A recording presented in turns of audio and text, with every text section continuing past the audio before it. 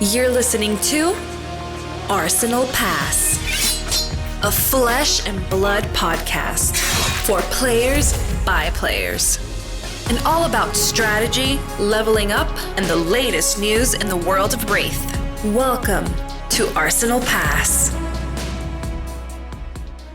Hello everyone, welcome back to episode 142 of Arsenal Pass. This week on the pod, Brendan's going to explain why you should be a solo Kano main and play nothing else, and I'm actually going to agree with him in this episode. We're going to talk specialists and why playing a single class or a single hero in Flesh and Blood might be the way to go, Brendan. But how's... aside from that, Merry Christmas, Happy Holidays. Yep. You can never handle it when I drink from whatever cup I drink from. Yeah, it just it gets you every time. It's a big surprise. I think there needs to be like a Twitter page just dedicated to your water vessels, to be honest. Audio listeners are thoroughly confused right now. Yeah, I mean, this is an interesting topic we've been talking about for years, and I think that we've started to pull to one side of the argument now, more than we were before, right? It made a lot of sense in the early days of Flesh and Blood to be able to play everything. But I think we see more and more that specialists are performing very well and coming out on top. Is it objectively the correct thing to do? I'm not sure yet, but there are advantages, especially as we have this rapidly rotating format that is class constructed. Well, this week in the pod, as we talk specialists, and we're going to present the argument of why you should play only one hero or class, and we're going to completely disregard the other side of the conversation for this week. But yeah, I mean, I guess just quickly, this week in Flesh and Blood, I mean, it's true holiday season. We're recording on the 25th of December in the US. Am I outing you by saying that, Brendan? Nah. I mean, yeah, I didn't really do anything for Christmas. I chose not to because I was so done with traveling after Barcelona. Yeah. Like I said, I got pretty ill in Barcelona, so that trip really took it out of me. So yeah, I just took care of the dogs and got some of those Christmas miles in. I did a little 7-mile run earlier.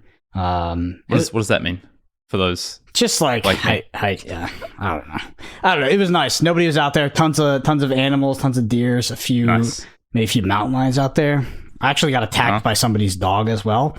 Happens it was a little corgi, so he knew who the apex pred was. No, but he actually went after me, bro. I don't know what happened, but he totally missed. Like he went to bite my leg and totally whiffed, and I was like.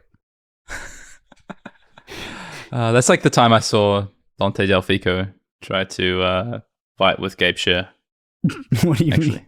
Oh. It reminds me of that. Okay. Yeah. Anyway, let's get into the news, Brendan. I mean, again, just happy holidays to all. For me, aside Australia, it's now the 26th, so just chilling out. And we've had really nice weather here, Brendan, actually, apart from a couple of storms. So it's been nice. Going to get out for another walk today and enjoy sunny total Christmas opposite down under. Over here. Total opposite. Yeah. Today was like the first sunny day and it's still cold. But it's just been like rainy and cloudy and that sucks. Yeah. It sucks. I actually have a question for you. Since the off season, I actually checked my calendar because I'm challenged when it comes to dates. But when we next record this pod, it will be 2024. Do you have any New Year's resolutions? No, I don't. My New Year's resolution is to continue to do what I did in 2023, which I think was a fairly productive year. All things considered, so awesome. Well, news. Yeah. Do you want me? Are you fishing for the question back? Absolutely not. Yeah, I didn't think so. All right, let's get into news, and I think we've got to lead off with 2 new heroes in Flesh and Blood have been revealed. We've got from an adult hero, Betsy, skin in the game, and Olympia, prize fighter, and then their young counterparts, just Betsy and just Olympia. I don't know, first thoughts on seeing these 2 new heroes. We've got a brand new Guardian hero and a brand new Warrior hero. Untalented, just pure goodness Guardian and Warrior heroes, Brendan. I mean, it's cool. We're waiting to see the heroes. I know some people are speculating on what the last hero might be. We might have a good idea what that is. There's 3 more heroes to come. Well, I saw Yuha. I was like, I wonder what the Arsenal Pass hero could be. You'll never guess it. But yeah, I mean, Betsy's skin in the game. I really like Betsy is much more interesting to me than I think Olympia prize fighter. We were just talking about that. I don't know about mechanically, but yeah, the Olympia prize fighter. I'm not a big critique of art, but the art on this just looks uninspiring to me. And I don't want to offend the artist, but I was surprised to see it. I don't know. It just looks out of place for Flesh and Blood, to be honest. Well, we'll start with the art. What do you think of the new borders that come with these heroes? We see Betsy and Olympia. Yeah, those are actually sick. Those are sweet. Yeah, I think that those are awesome. I mean, one of my favorite things about Flesh and Blood cards is the regional borders. I remember, back in the day, especially with Mechnologists, they kind of alluded to this secret. But nowadays, I guess it's a bit more on the nose. I don't know. I think it looks really cool. It's honestly one of my favorite things about Flesh and Blood cards are the borders. They're really interesting. The region borders. Yeah. So these are, they come from the arena. So they have this new arena border, basically. So I guess in a way, a new region kind of in Flesh and Blood, right? Like I guess it's more of a sub-region, but although drop us down in the comments, is this a region or is this a sub-region, the arena? But I think this border with the kind of the domes, the shields in the corners, and what looks like quite it's a showcase almost, the border. Like it's almost like the curtains being drawn on the hero, on the cards that I'm sure we will see. So I think it's really cool. I mean, at least we're seeing it at the moment on the heroes. Obviously the naming convention where the domes are currently is where the cost and the pitch value would go on a normal card. So I assume this is just hero based, this border. So it'd be interesting to see, obviously, given the region the heroes from the border that is assigned to them, if they ever wanted to do something with cards, what that would look like. I know, you look at something like a hero border is always specific, right? So Kasai, obviously a warrior, but Kasai has that's the draconic. Wait, not the draconic. Where is Kasai from? Where's Kano from? Where's Kano from? There's some Volcor. Yeah, same. The Volcor border. Thank you. The Volcor border. So obviously, you don't have Volcor cards, but I do wonder if you ever see a translation to non-hero cards and what they could look like. But obviously, the main thing is you get the regionality of the hero, or where they're from, where they hail from, and then the border. And we saw them do some cool things with Outsiders, with Azuri, for instance, having the Mysteria border, and then the change, the Pits border, so as the adult version. So yeah, I think it's cool. I think this looks really, really cool. I think, we talked about the art just before we jumped on. I think this art isn't my favorite. The last two sets have had, a lot of things have looked the same, I would say. But I do like that we're returning to three kind of, we've got Guardian, we've got Warrior, we've got Brute. We're returning to heroes, to classes that are a bit more traditional in Flesh and Blood, and I think that lends itself to some of this art in a particular way. But yeah, I mean, Betsy's interesting. What about the abilities themselves? Let's talk about it. I think Betsy's the most interesting. So if you haven't seen Betsy or Betsy skin in the game, Betsy is a guardian hero with 4 intellect and 40 health at adult. It says whenever an attack you control wages, you may pay 2 resources. If you do the attack, it's +1 and overpower, and it's the same text for the young Betsy as well. Yeah, that's. I find it interesting that you find this one more, the most interesting, because my immediate thought that this is actually not so good, but I'm thinking about it more in a constructed context. In limited, evasion is powerful. The extra attack is probably relevant on hit effects, but I don't know. Paying 2 for overpower, which is weaker than dominate, and then also getting +1. I mean, overpower could be relatively equivalent to dominate in limited for this set, but it doesn't seem overly powerful to me, because you don't have to win the wager like you do with Olympia, but you do have to pay, which is that's a big deal. I mean, that's a big investment. I mean, obviously you immediately get the +1, you immediately get the overpower, and it might help you force through some of those wagers, which is what a lot of this set is rotating around. So I think this could be a very good limited. I genuinely do think this could be very good limited, but it seems really unimpressive to me for class constructed. I could be getting ahead of myself. Obviously, I haven't seen the cards, but it's just the first thing I think when it comes to seeing effects like this, which it's pretty similar to Bravo, let's be real. Yeah, well, one of the cards we saw previewed, which is this Betsy specialization, which is Bet Big, which is a red majestic attack, attacks for 8, defense 3, costs 4, and says when this attacks hero, you may wager a gold, might, and vigor token with them. So this is quite interesting. This kind of obviously directly 2 blues, you put your 2 blues, you play your Bet Big, you wager, and then that triggers Betsy's hero ability. You pay the extra 2 floating resources. Now you're coming in for 9 with overpower off 3 cards. I mean, that is kind of on rate, right? Damage-wise. Slightly below rate even. But does have, if you look at something like Glacial Footsteps, for instance. But this does have, on hit effect. So I don't know. Betsy is interesting to me in terms of I'm interested to see what cards we get. And yeah, it's more from a limited standpoint, I would say. When it comes to Olympia, so if you haven't seen Olympia Prize Fighter and Olympia Young version, this is again at adult as a 40 health hero, 4 intellect hero.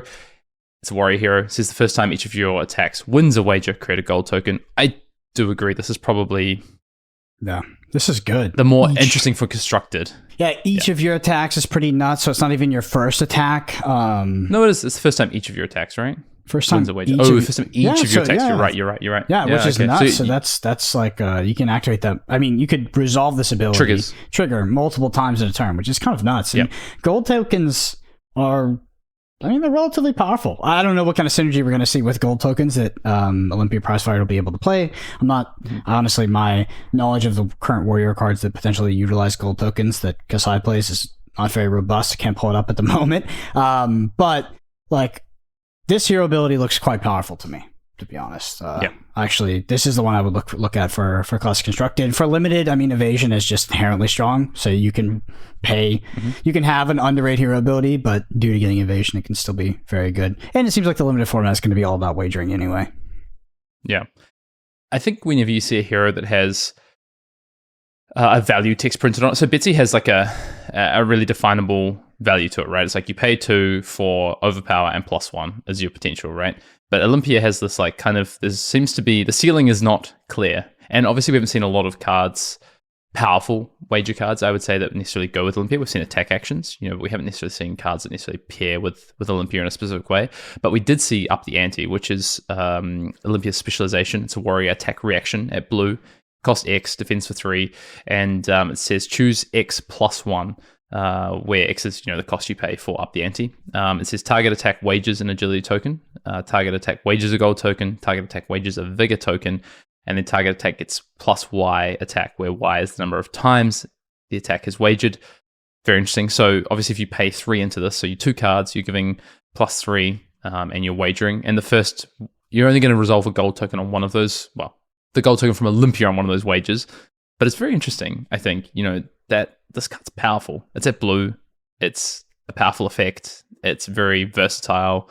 It can potentially help you resolve 2 gold on a turn. And like you said, like gold is powerful. And I think this points to the fact that gold heavy decks want a lot of blues traditionally to cash in the value, pun intended. But I do think as well that, having it at blue signposts a little bit about what Olympia is potentially going to be about, I think, in terms of resource base and some of the power cards in your deck. Because don't forget, there's some other powerful warrior cards at blue as well, Glint the Quicksilver, etc. Like, it's not just something, things like Up the Ante. But the question is, right, is Olympia going to be more attack action based, or is Olympia going to continue to be weapon based like every other warrior hero we've seen so far? That's my big question, to be honest, because we've seen a lot of attack actions at common and rare so far with wager printed on them, but are we going to see more non-attack actions and more ways to give powerful effects to your weapons and push Olympia over the line?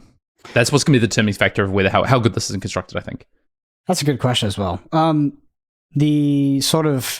The weight on the weapon, it feels like, is synonymous with the warrior identity at this point, but it would be cool to see them stray out of that design a bit and make attack actions a bit more relevant. I mean, attack actions have been relevant in Warrior before. So like they've played cards like Command and Conquer, even like Nourishing Emptiness at points, so, and Scar for Scar, things like that. So I mean, it's not like attack actions have been irrelevant in Warrior, but usually the class identity is based around the weapon. Yeah. Interesting. Yeah, and they have been relevant, like you say, we've seen attack action. E-Strike is one that's been synonymous with Warrior, I think. But they're not necessarily they're not advancing the game plan of what a Warrior traditionally does. They've been there to supplement and help a particular game plan, but they're not necessarily built into the design space and the DNA of what a Warrior is, which, we might not see. We're seeing Warrior attack actions for the first time. Yes, the ones we've seen so far are hybrid. They're Brute Warrior, Guardian Warrior attacks. Of course, we've seen Wage Gold as well, which is universal and so is technically a Warrior attack action.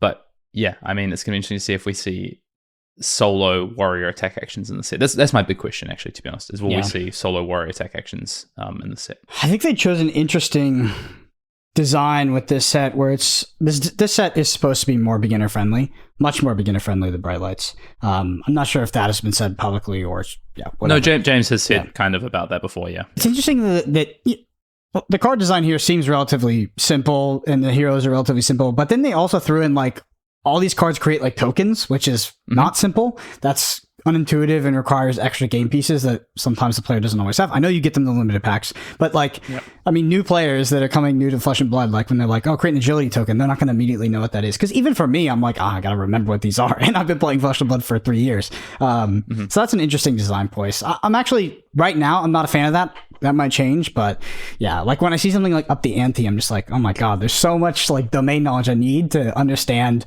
this card in and of itself. Yep. Yeah. Okay. Yeah, it's going to be interesting. I'm excited to see more cards. And speaking of which, actually, we're going to see, by the time we record next week, we'll have 2 new heroes to talk about as well. 2 brute heroes. So one dropping on the 27th. So by the time this pod drops, not sure who's revealing that, but it will be revealed. And then we have our hero reveal on the 29th as well. And so we'll have, what does that give us? We're missing one more hero after that, right? So... And I do want to tease a little bit more about our reveal and say that we're gonna show to you a mechanic that hasn't been seen before in Flesh and Blood, and as of yet hasn't been seen from any of the previews so far. So super excited to show that, Brendan. I think by the time this pod drops, we can say that because we're about to drop it in a day's time. So keep an eye out on that. Other than that, I think that's kind of all, really. Just this is a preview season. That's all we're going to be talking about for the news for the next couple of weeks, I think, unless there's another massive update from LSS on the off season about ban suspended and living legend, etc. But we've already had that for December. So let's move on. Commander Cookout, YouTube comment section. Brendan, I'll throw it your way. Sure. So we're starting off with Code Blue Magic. They say, in last week's mailbag, there was a question that asked if pro players had a responsibility to play in local events. Removing XP qualifications for ELO qualification incentivizes pro to sit out locally of local events. A random loss to a local player will have a massive effect on a pro's ELO, which is why they sit out of most local events in MTG. I don't think that armories affect ELO. It's just like the ProQuest, things like that, right? But ProQuest, right? So like, let's say you're trying to potentially, you're a grinder, or you're on the cusp of being a professional player, in terms of just needing qualifications, getting on the gravy train, as they call it. If you are kind of incentivized to maybe keep your XP up previously, then you're more incentivized to play like ProQuest and Road to Nationals, because they have a 6 XP modifier, right? So you get high XP. But if that's kind of out the window, then, we did talk last week about kind of, not gatekeeping, but, stronger players coming in and taking these invites and playing all these events. And I guess if, the XP is no longer an incentive for them in terms of keeping their XP up, and now they actually risk missing out on invites because they, let's say they go 1-4 at the, or 2-3 drop or whatever at the ProQuest, they probably lose like 20 to 30 ELO in some of these cases. So I think this is an interesting question by Code Blue Magic. I mean, it's not a question, I guess it's a statement, but yeah, I think that's an interesting side effect that I didn't really think about last week when we talked about this. Yeah, I mean, I already felt like that was potential side effect. That was a part of it. If your ELO was high enough, it was like crazy to play in some of these events. But yeah, I mean, it's an interesting system. I think we have another question, right, Hayden, about them removing XP and leaving and purchasing PTIs. So yeah, do you want to go straight to that? Yeah, let's go straight to that. You go ahead and read it off because I'm not on it right now. Great. Yeah, I'm looking for that question. Okay, got it. This one's from Daniel. Daniel says, hey guys, huge fan, listen every week. Had a quick question. How can praise be given to LSS with removing the XP path from the Pro Tour when you yourself are just going to pay to qualified path? Well, first off, I have 3 PTIs. I think Hayden has like 4 or 5, maybe. I have 6. But yeah. Go on. So, yeah, we'll talk about why we paid to qualify if we do.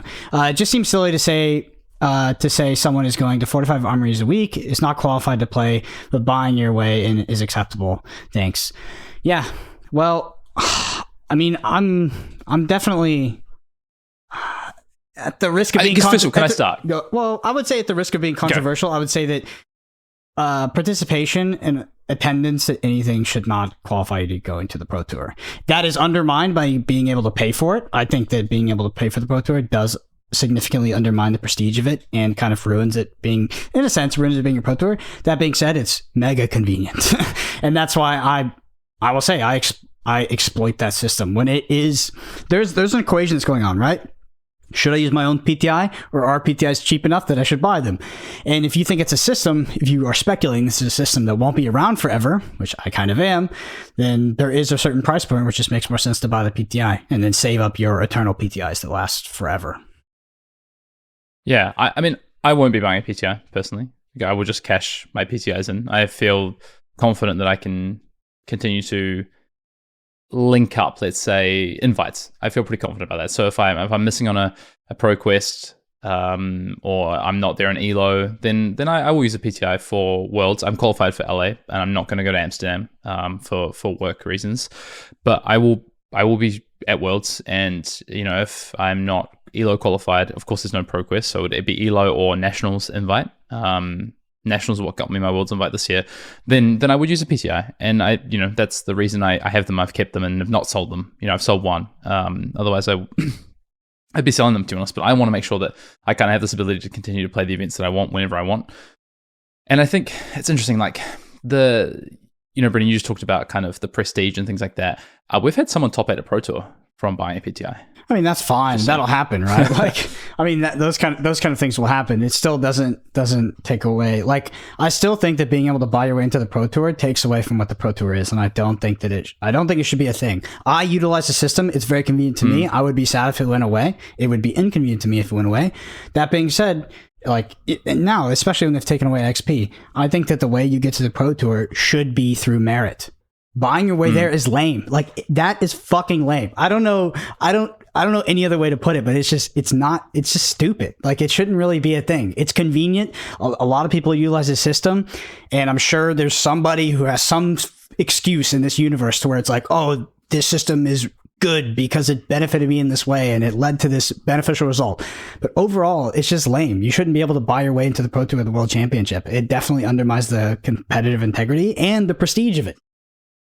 I'm buying a PTI. All that said, I'm going to manifest hypocrisy. No, I was pretty big on your side of the camp, I think, when we first learnt about this PTI system and the gifting and the sharing of PTI system, Brendan. But I think one of the things that someone pointed out pretty early on to me, and I really resonate with this, I think, is that it does give an avenue for battle hardens to have a bit more value, for PTIs to have some value for the players who do pass them on, in terms of potentially getting monetary incentive for passing on those PTIs, right? Which I think that's been a bit of a challenge when battle hardens don't award, for instance, travel to the event that you might want to use your PTI for instance. So potentially you can sell that PTI, maybe you're already qualified through ELO, for instance, or another form, whatever it is, and you can gain some cash to help you travel. And I do think that is kind of a benefit of the system that people overlook sometimes. But yeah, I do get where you're coming from, Brendan. I get as well kind of this question from Daniel about, if we're removing XP, then why are we still allowing people to buy invites? But I think, first of all, the buying and the trading and the whatever it is of PTIs, that is a smaller amount than being qualified through XP. So first of all, the one thing people haven't talked about is like the PTs are going to become smaller. Worlds was only 400 players. Like, that's going to be a lot smaller this year, right? I thought it was more, but maybe it was over 430 or something. Yeah. Like, that's going to be smaller when you haven't got people qualifying on XP as well. For sure. And now we're also moving to a dual ELO board, which is 75 instead of the combined 100 previously with the top 50. So like, these events are going to be more prestigious, and buying.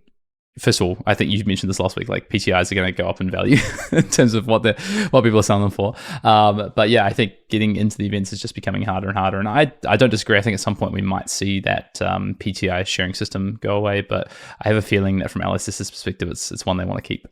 Yeah, because if they get rid of it, then all their friends can't play in the Pro Tour. No, I'm just kidding.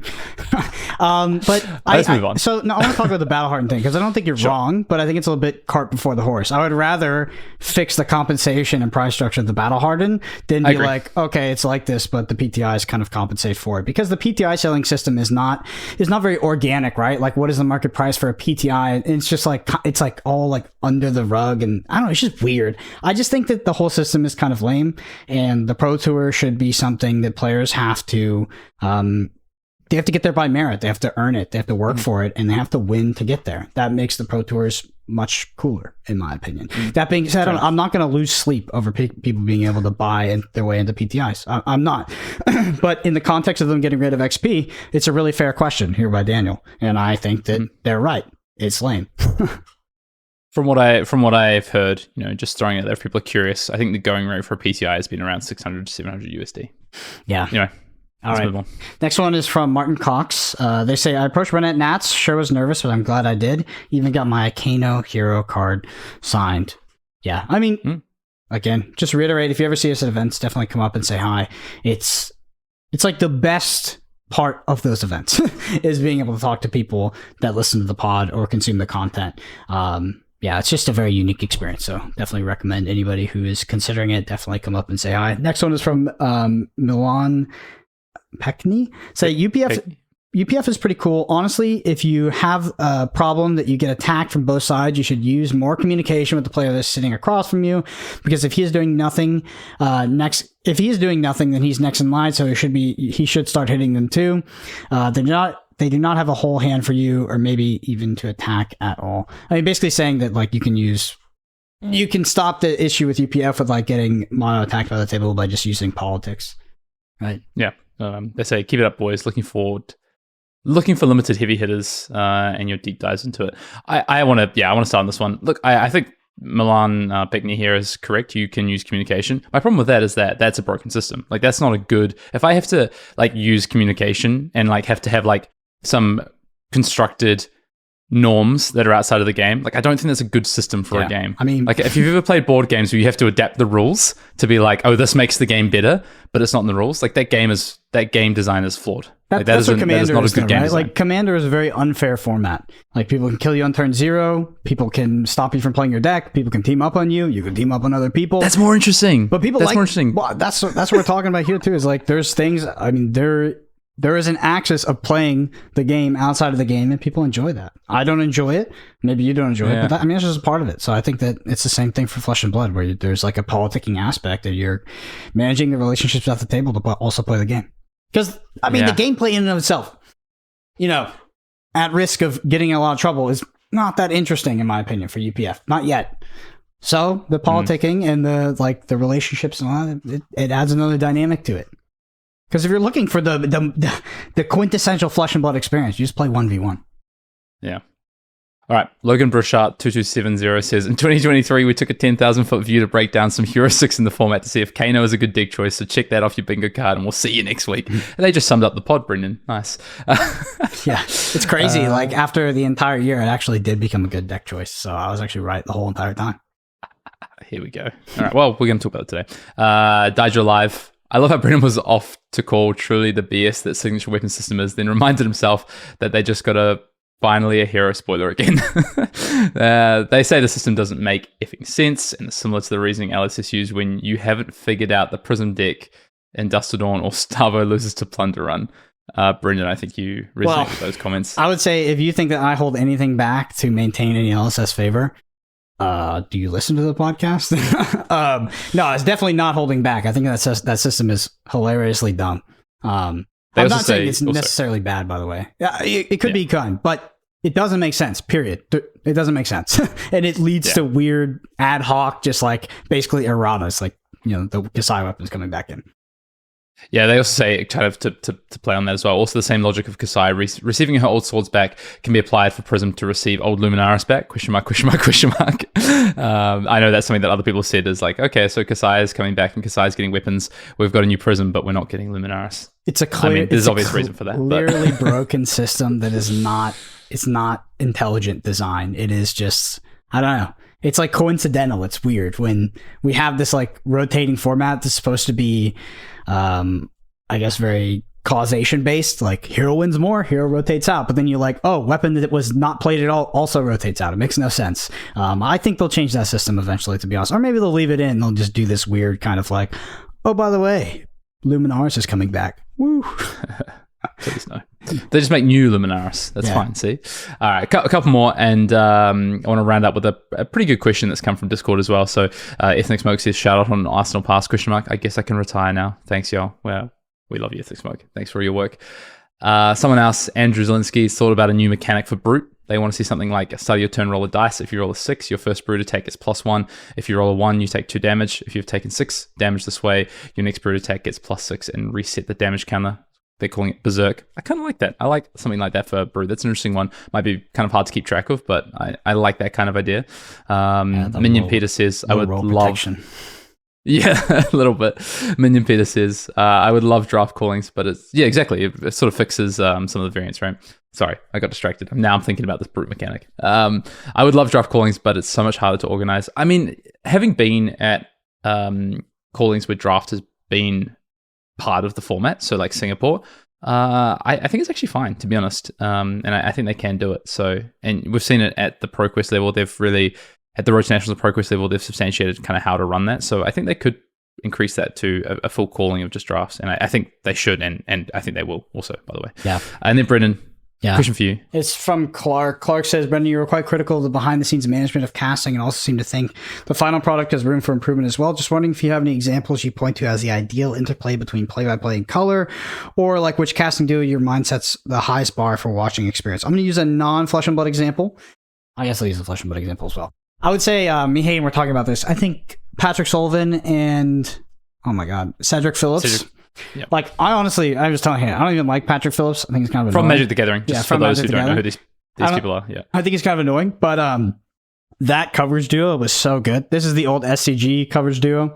I just thought it was very interesting to listen to. You constantly were getting value, and you just had Cedric was so good at parsing the information on board into the average player, the player that maybe doesn't know all the cards are being played in the battlefield. And then Patrick had really good, really good color. So I really like that duo. In Flesh and Blood, there's a lot of good ones, to be honest, but the safest one I can say, and I think the fairest one, is pretty much like Brian Gottlieb and anybody. Again, Brian Gottlieb is probably the luckiest hire Legendary Studios have ever gotten, because he's also like one of the best card game casters in the world.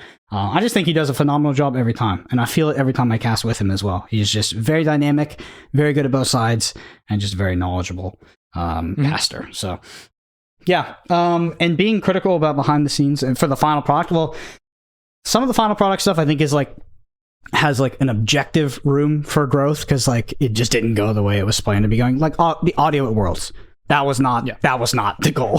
That was not the ideal situation. So it's just, I don't know.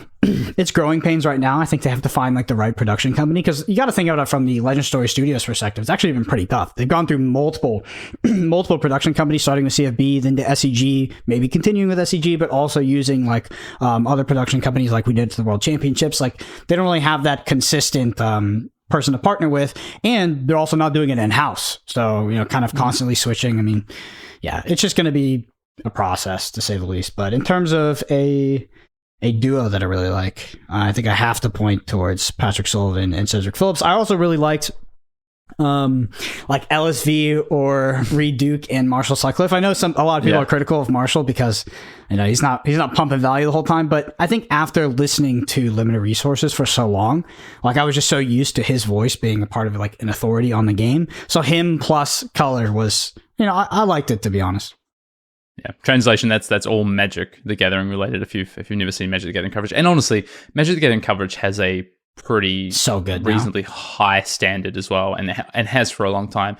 And yeah, like you talk about Marshall Sutcliffe, who is someone who has worked with Wizards of the Coast and Magic the Gathering a lot. He's someone who has been around the coverage booth for a long time and does that kind of play-by-play piece, right? And asks really simple questions. And sometimes you can get a bit frustrated, but also I think his coverage and his commentary is super approachable. And I think that's kind of a really good thing. And he really focuses on the game, and on the players and what's happening at the table at that given time. It gives you this kind of paints this picture of not just the turn that's happening, but also the story of the game and the story of the players involved in the game, what's happening in the event right now. And I think that's something that's really hard to capture. And I think, yeah, if you want to ever go and look at some of that, you can go check out some of the old Pro Tours, or the most recent Pro Tours even. They're so good right now. Magic coverage right now is so freaking good. It's insane. I know some people are going to be entrenched Magic players and might be jaded and not but I think the production and the coverage right now for Magic the Gathering, I don't even play the game, is crazy. Yeah. It's crazy. It's such a high production level.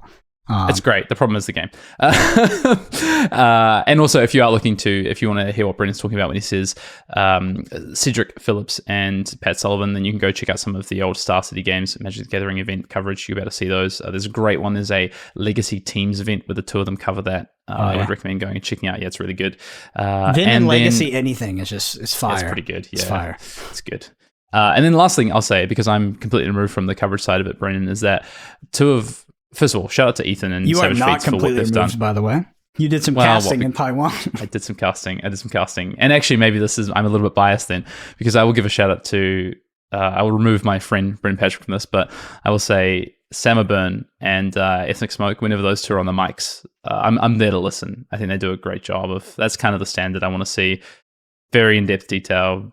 Very good chemistry between the two, and that's kind of what I want to see in 2024. More of that, and yeah, again, just shout out to Savage Feats. I think honestly, if LSS are looking for more things for coverage partners, then I think they've got one right there. So yeah, good luck finding more ethnic smokes, because someone like ethnic smoke to just clone him. Yeah, someone like ethnic smoke to actually do coverage. He's legitimately taking a punt on like doing very well in the event.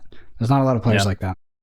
Whereas Sam O'Byrne, he's Sam O'Byrne could be running a UPF table somewhere, but I don't know if he could be winning the silver palm. Yeah, I don't know if he's crushing the world championship. All right. Main topic time. Let's get in. And we sort of alluded to it at the top of the show. Well, I did. Why you should play one class or one hero in Flesh and Blood. This is the case for being a specialist in 2024. And Brendan, I'm going to lead off with the main question, which is, what is a specialist in Flesh and Blood? Someone that plays a single hero. Or class, I guess. I guess it could be a class. But usually it's a hero, to be honest, because the heroes are so different within a class. Think about Ranger, Azalea, Lexi. Like, those are very, very different heroes, right? Of course, 100%. Riptide, how could I forget?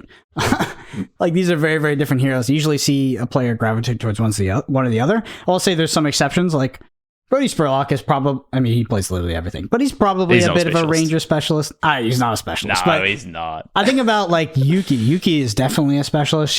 Obviously she played Icelander, but she was playing like Lexi way before it was a top deck, and then really rode off the back of that deck to get a lot of success, and then transferred over to Icelander, and is now specializing in that hero.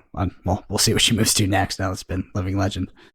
Yeah, Yuki played Icelander at Canadian Nationals 2 years ago as well. So, I think Yuki is someone I would refer to as like a semi-specialist. They're like they're a hybrid specialist. This is something that we're probably going to get to at some through this podcast, through this main topic. But I think this idea of someone who is a specialist in two classes or two heroes is actually in a really strong position for 2024. And I would say I'm going to refer to them as like hybrid specialists or semi-specialists in two different heroes.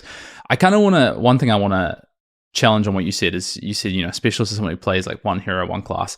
I want to say, I think a specialist in the true terms is someone who understands deeply one hero, one class, and plays that class majority of the time. That's what I think I want to throw out as the definition, and then I'll let you either agree or disagree with that. Yeah, well, I think you're right. If someone literally just plays one hero, usually they're bad at the game, unless they're Sam Sutherland. Yep, yeah, I think he's like the only. I guess Kale's pretty good. Kale like literally only plays Bravo. Kale is more of a specialist than Sam Sutherland. Kale played Bravo in the Living Legend format. Sam Sutherland played Starvo. He did not play Dash. So, but Sam Sutherland is one of calling with his respective specialist hero and a Nationals. Sorry, Kale. Well, Kale's hero sucks, so that doesn't help. Okay. No, I think that's cool. I think it's someone who, I think a specialist is someone who really deeply understands the hero at a high level. I think as well, because you're going to have players who play the same hero at an armory every week.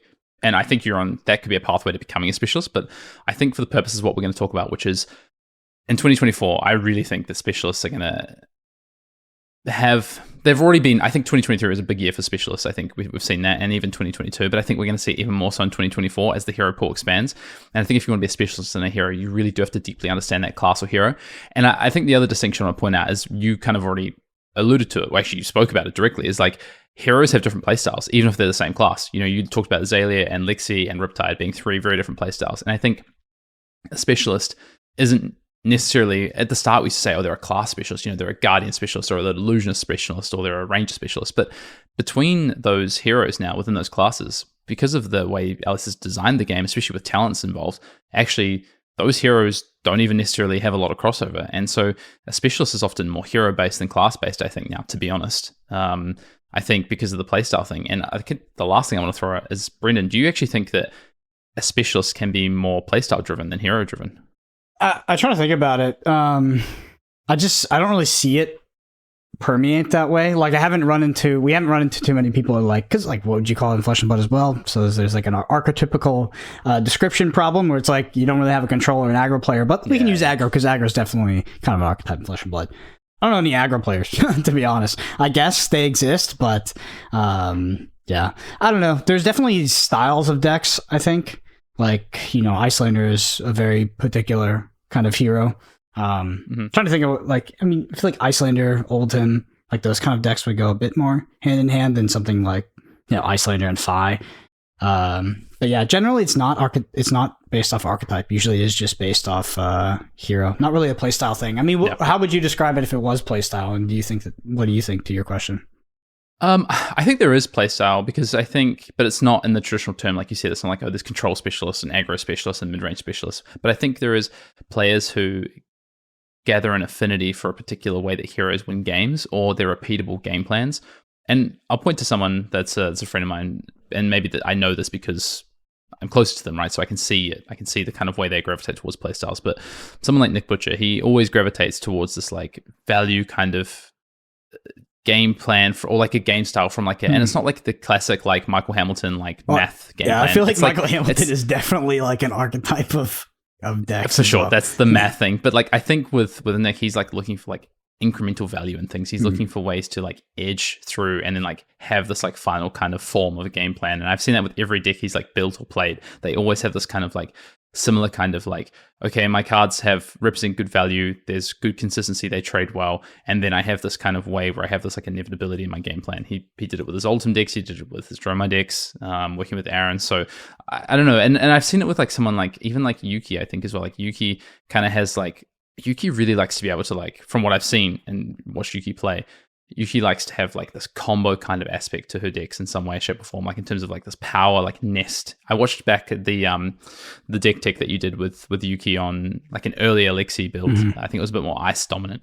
And Yuki talks about kind of like this almost like crux to the deck where like you have this like power engine that can kind of like find a point in the game to explode for damage.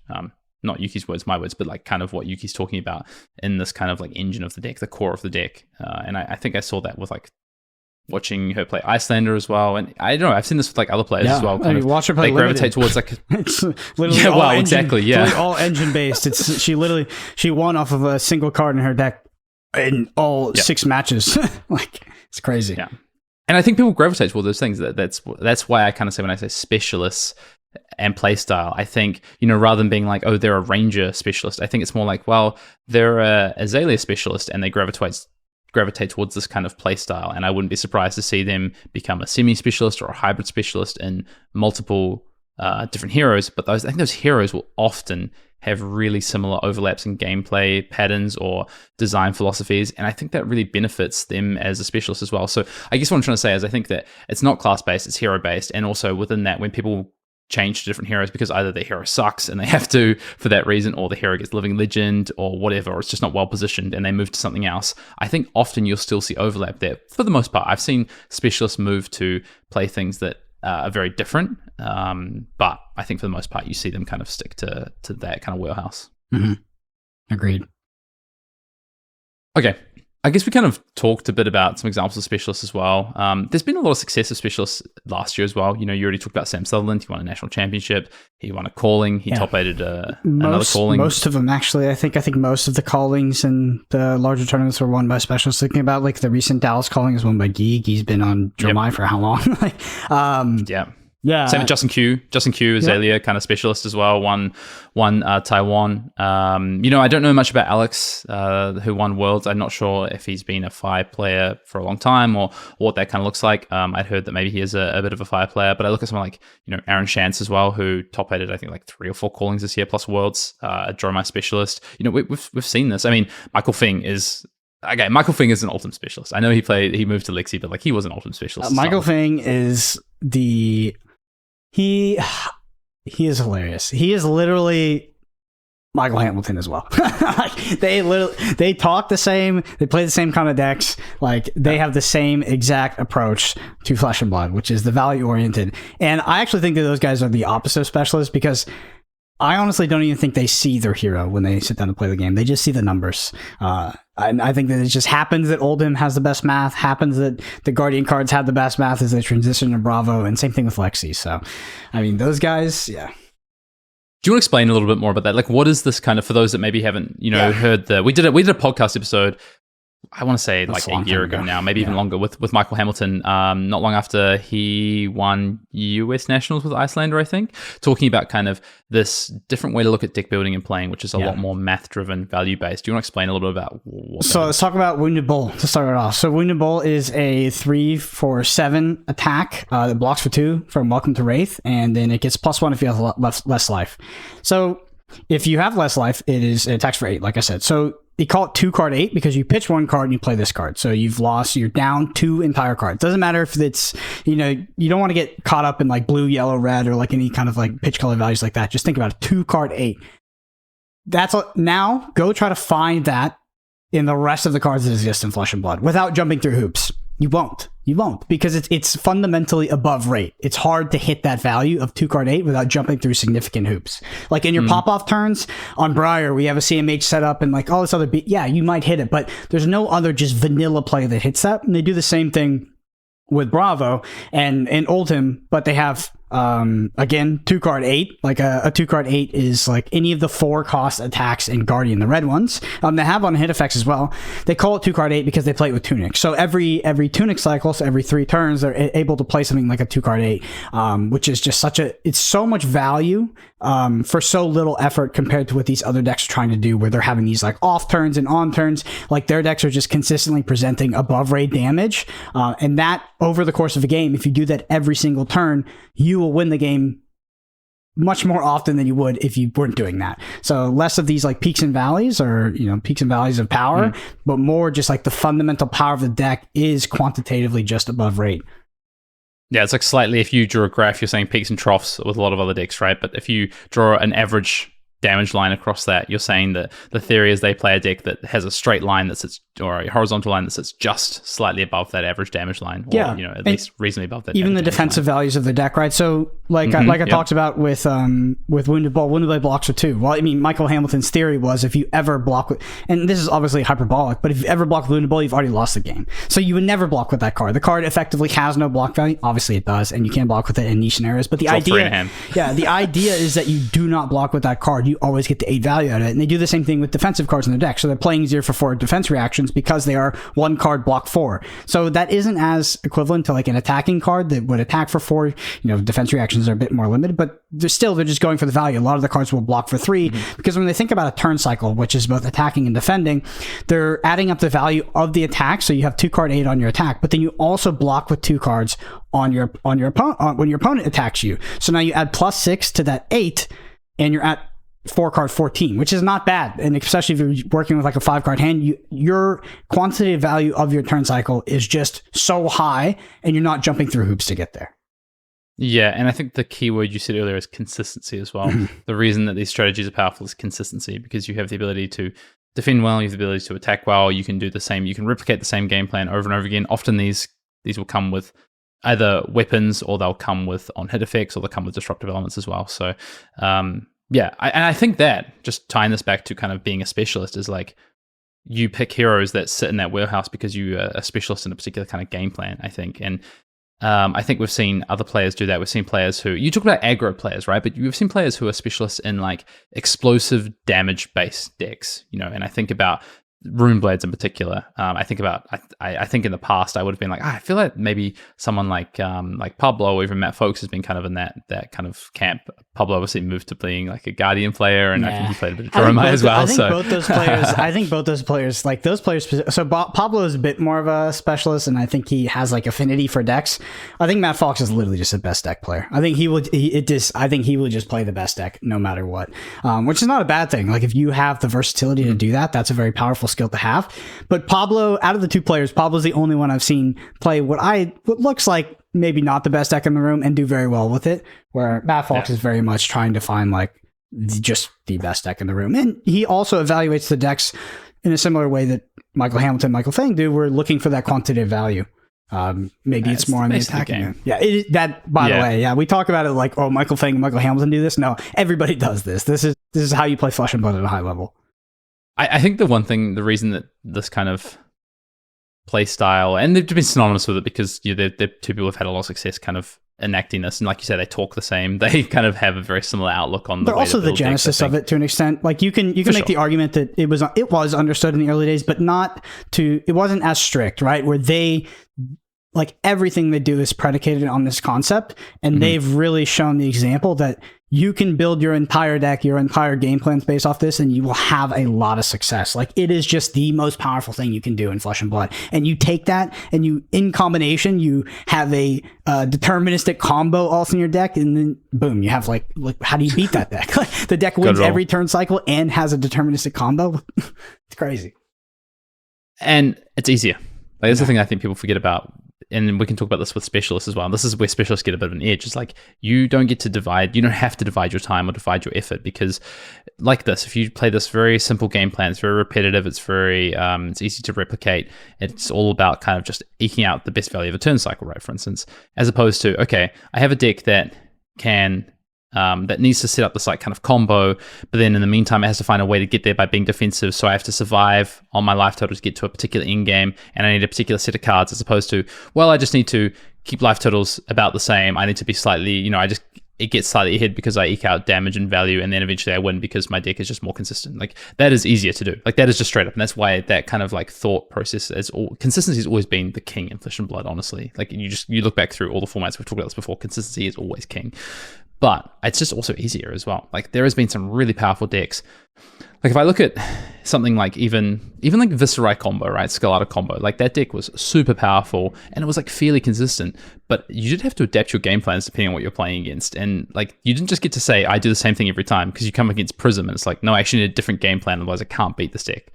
And there is ways to attack these consistent decks, and it's to have atypical game plans. Is to not do the thing that they want you to do. It's to make their defense reactions crap. It's to make their their 5-card hands terrible because they can't utilize their 5-card hands.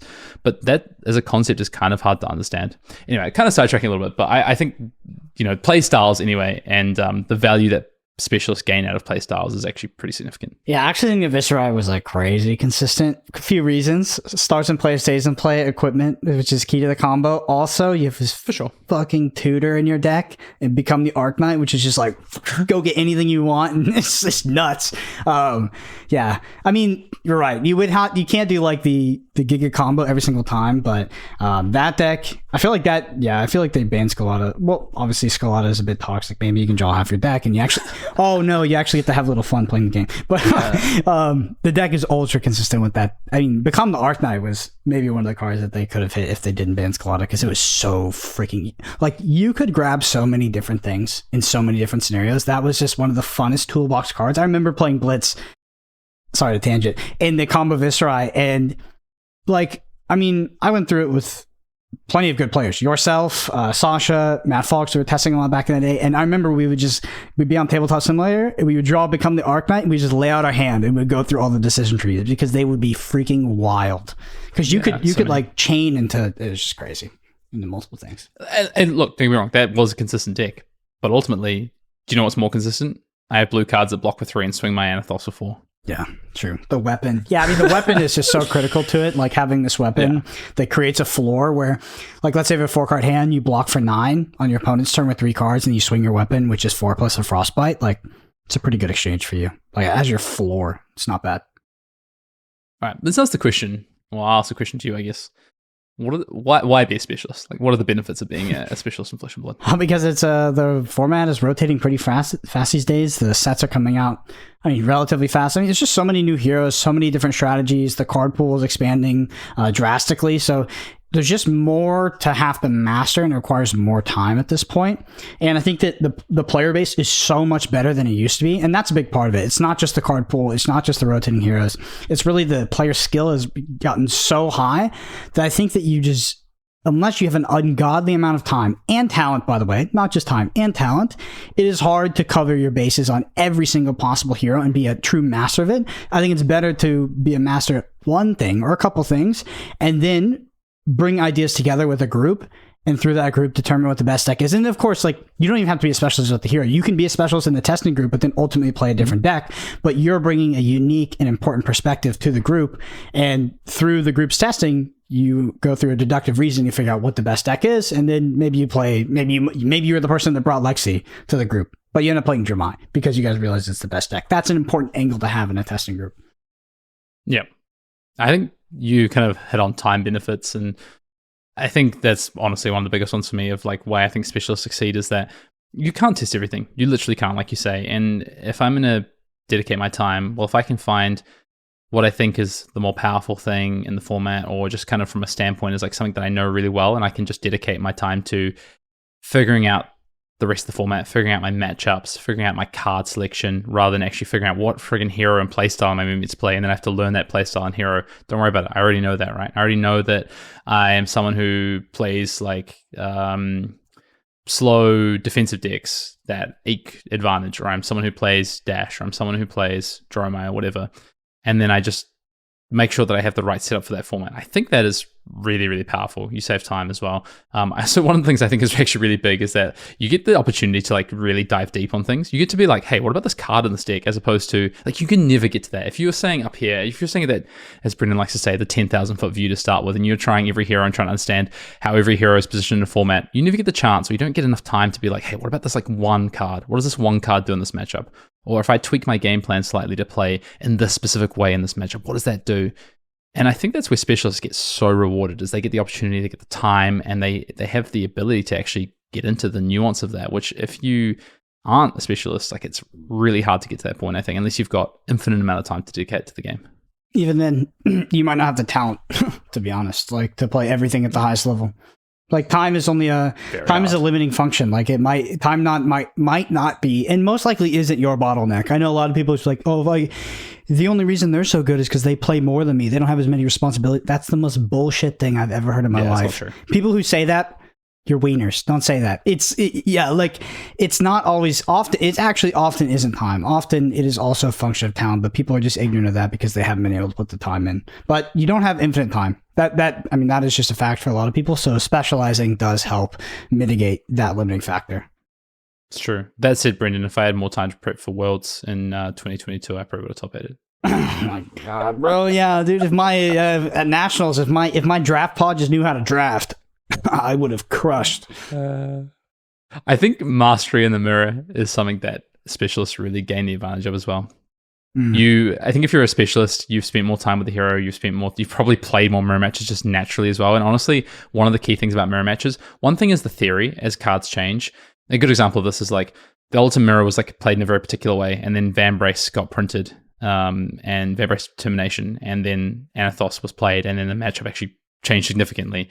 And so players who were able to adapt to that gained advantage, but also just having a lot of experience understanding how to trade value in that matchup gave Ultim players who had been Ultim specialists the advantage in that mirror match massively. And that's what kind of being a specialist can give you, is this mastery in the mirror. It was the same for Dromai players. It was the same for maybe not Lexi players to an extent, I think, because that matchup was not quite as skill determined as some other mirror matches we've seen in the past. But I do think there is this kind of aspect of mastery in the mirror to a degree. Next one I'll throw out, Brendan, I think is like cost savings. And this is like a real one, I think, is really, especially if you're a grinder, especially if you're kind of floating around that kind of, you want to play this game, but you don't want to be investing huge amounts into the game. I think the cost saving of being a specialist and playing one hero means that new product comes out, I just buy the cards for my class, I just buy the cards for my hero, or my two heroes, whatever it is, maybe I'm a semi-specialist. And I think the cost saving is actually a pretty legitimate piece of it, honestly. Yeah. I mean, it's an interesting aspect of it because, I don't know. It just hasn't been something that has limited me quite yet because we've been so deeply entrenched in the game.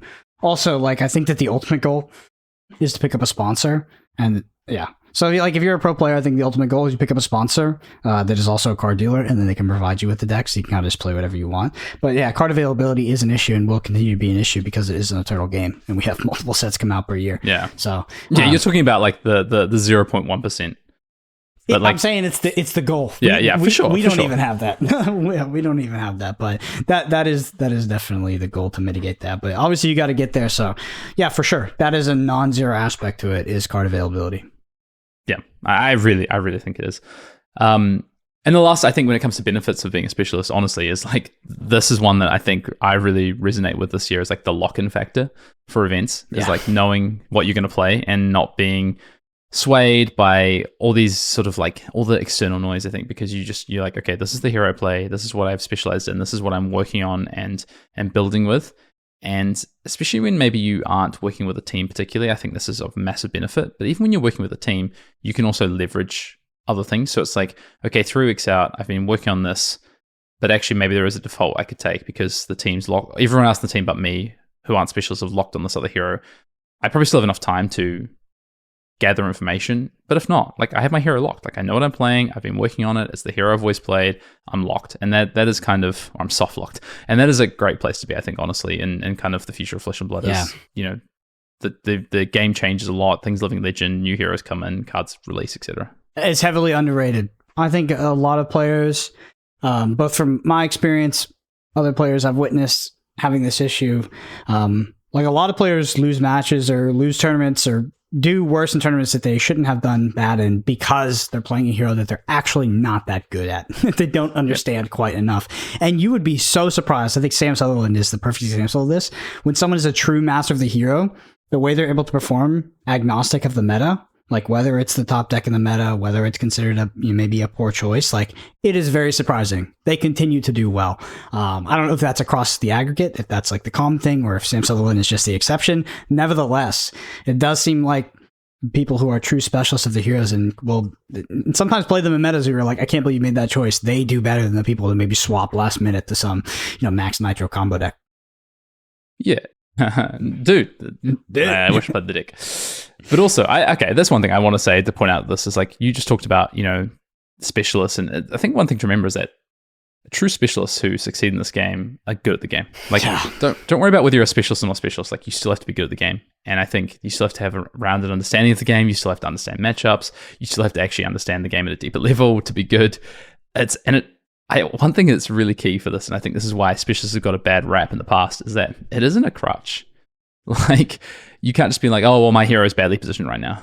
Like, that you're not going to get success that way, right? And I think you just said we've seen people kind of break that mold, and that's because they're good players. Yeah, I think at one point it probably was a crutch. Yes, but it shouldn't be. Yeah, but nowadays, there's just too much evidence of people, too much examples of people doing very well with heroes that are not respected as a top deck by most of the community, and they just continue to do well. So, I think the results speak for themselves at this point. Chandler Toe winning the largest calling in history with Reiner. There's just the list kind of goes on. It's just one that just popped back into my head. We sort of said a few earlier, but yeah. What about how do you be a specialist? Like I want to be a specialist, Brendan. What hero do I pick and why? Honestly, with most of these specialists, I think they just find something that they don't hate playing. They like playing. I won't use the negative, but like there's an affinity. They I don't know if it's like a role playing affinity, like they like the hero. They just like the play style. But most of I think every single time actually, these players actually enjoy playing these heroes. And that's like even if Dash is not seen as the best deck in the format, or even like people are not even putting an A tier, S tier in their super serious tier lists. Like Sam's still going to play the hero, and I think it's because he likes it at the end of the day. I think you want to enjoy the deck. Yep. I agree. I think you should. I will also say, this is pretty important, I think you should pick a hero that's good.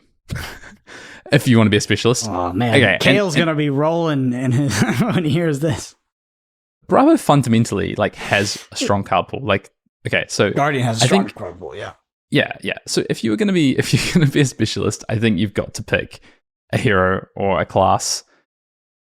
And this could go back to playstyle. Maybe you have an affinity for a playstyle, and that's fine. So you can play maybe a couple of heroes. But if you're going to go out there and be like, okay, I'm going to be a Riptide specialist, that's just trash. Because that hero sucks. So and maybe in the future it won't, right? Don't get me wrong. But if you want to go out there, you can always change. You can always become a dual class or dual hero specialist or whatever, or you can change your specialty, right? But if you're thinking, okay, 2024, I want to be a one-trick pony. I want to be a dedicated hero specialist. Pick a good hero. Do you know what I mean? There's some pick a fundamentally strong hero, I think is where you've got to start. So, there's some heroes out there that just right now are fundamentally very, very strong. So you could go out and you could pick, and I will admit that's closer than it ever has been. I think in the past, people have said, I'm a specialist, and they've picked absolutely unplayable heroes. And I'm like, okay, because you're going to go through the year and you might have one or two good events. Great. But the rest of the year, you're going to have misery. You're going to have a terrible kind of win-loss record, and ultimately I don't think you're going to enjoy it if you're trying to become a specialist for the reason of just being a specialist, for the ease of if it's for other reasons, like you have an affinity for this hero, you just only want to play this hero, whatever it is, fine. But if you're going out there being like, I want to dedicate my time to be a specialist because I think that's the right thing to do to gain success, purely talking from a success standpoint, then make sure you pick a good hero. You don't just go and pick a hero because like I think you've got to pick right now. I think right now I think it's closer than it ever has been in terms of like the heroes you can pick. But if we talked about this the same time last year, or even midway through 2023, and people are like, yeah, I'm gonna be a specialist in like any of like not Dramai or Icelander or maybe even something like Fire is probably fine, but anything down further than that, I was like, you're just griefing. Yeah. Some of the best players I know are Kano specialists, and they are like, when I say some of the best players I know and some of the best players I think in this game, and when they were they were just starting these tournaments out as underdogs. Like there's no reason they should be doing that. They shouldn't start, like these players should not be starting the tournament as an underdog, and that's what it was when they were picking that deck. And some of these, I know that meta conditions are everything, but like, and most of them will tell you that nothing compares to the feeling of being the undefeated Kano in the tournament. There's just an aura around you. Mm-hmm. That's like something like a chasing a high, right? No, seriously, every single player who ints by picking Kano tournaments will tell you about. They've experienced that, and it is something else because it's cool. It feels cool to be the undefeated Kano at a tournament, but it's crazy. It's a rare occurrence. People always ask me, like what Justin at the Battle Hub. That's when someone went undefeated. But people have asked me like, like why you played Kano, you played Reiner, like why are you not a specialist in these heroes? Because there's been times where they're not good enough. Like they just aren't good enough. Like this year, I played predominantly Dromai, for better or for worse. I think my reflection is about July, August, post nationals. Actually, I should have swapped. I should have followed what I thought was correct and moved to become more of a dash guy. I think that would have given me a better chance at Worlds. But I picked a hero that I thought was like very, very strong. I played a lot of it. I felt an affinity for the playstyle pre-tome. Just want to put that out there. Again, screw that card. And really enjoyed it and felt like it was super powerful as well. So I think it's a little bit different. Whereas, as much as I'd love to play Kano or Reiner, like I don't think they've been well positioned, and I don't think they're powerful enough fundamentally in these recent metas to warrant spending all this time and effort on, because the rewards won't be there, I think, for that input and time. Last thing I want to talk about when it comes to being a specialist, Brendan, I think you really want to immerse yourself in like the discourse, and even if you're not gonna take what people are saying necessarily on board because you think it's incorrect or you have a different viewpoint, I still think it's good to hear it because it can give you kind of some food for thought, right? So I think as much as I'd be a little bit wary, like, the Fab Discord is like a place if you want to be a specialist, I think you should probably at least read it and see what people are saying, because there will be some good ideas in there. You know what? For every 100 bad ideas, Brendan, I'm sure there's a good idea. And that's not throwing shade. I just think that people say stuff for the sake of saying stuff, or they want to be contrarian, or they want to kind of be known for a certain thing. And sometimes these things, people get like blinders on. They're like, oh, this one thing, I'm going to make this good.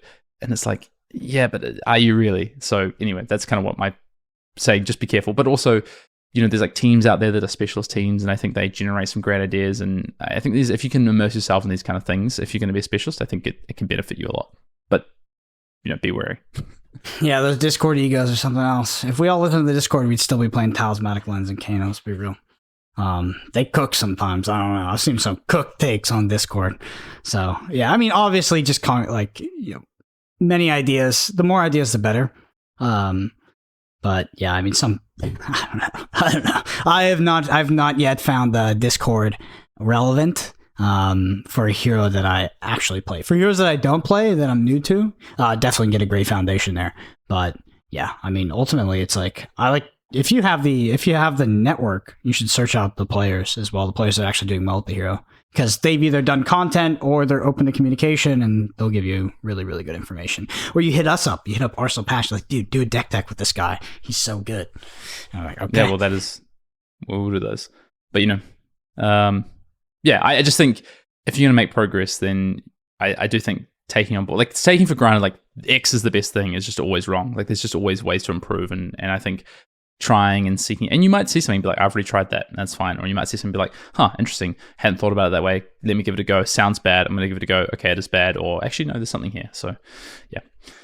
Let's close up on specialists. Any predictions in 2024 for specialists? Any particular heroes you think specialists of these heroes could shine in 2024, or any kind of? I actually think Bravo might do well in 2024.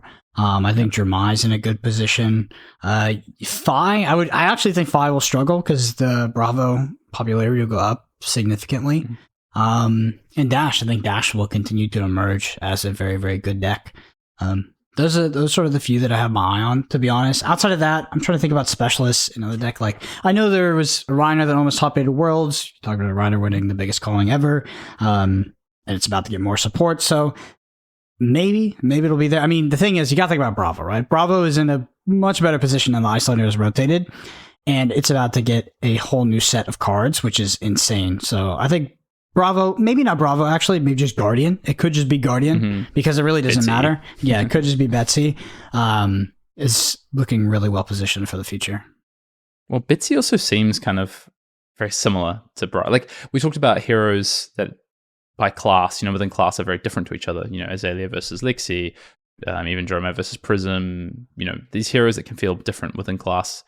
Betsy and Bravo aren't particularly ones that look look like they've got different play styles to me necessarily. They look a bit more similar than some other heroes within class. So far, anyway. The +1, like on Betsy, like the +1's pretty relevant because the thing about Bravo is that sometimes I know, like, okay, we talked about quantifying cards and quantifying things all throughout this podcast, but how do you quantify Dominate? It's pretty hard to quantify. You might try to, but it's also contextual when your opponent has in hand, what they plan to block with, like, etc., and how much it disrupts their turn. So it's not very quantifiable. At least Betsy, when you are paying for pseudo dominate in the form of overpower, you are getting that +1. It does come with the condition that you need on a wager. That being said, I mean, it could be enough to eke out Bravo because you get enough +1s on relevant on hit effects is better than not having +1s. So yeah, I'm not sure, but it looks. I think the Guardian's in a really good position. Cool. All right. With that said, specialists in 2024, why don't you take us out of the pod, Brennan? Well, if you're listening to this and you enjoy it, the more thing you can do is leave us a review. You can do it on Apple Podcasts or Spotify. There's a video version of this on YouTube at youtube.com/ArsenalPass. We're both on Twitter, BrendanAPG, Fien_Dale. Big shout out to all of the Arsenal Pass patrons, just helping us do what we do as we close in. We're getting pretty close to 3 years here, which is actually pretty crazy. So, yeah, appreciate you all. Thank you all so much for listening. We'll see you next week. See you later.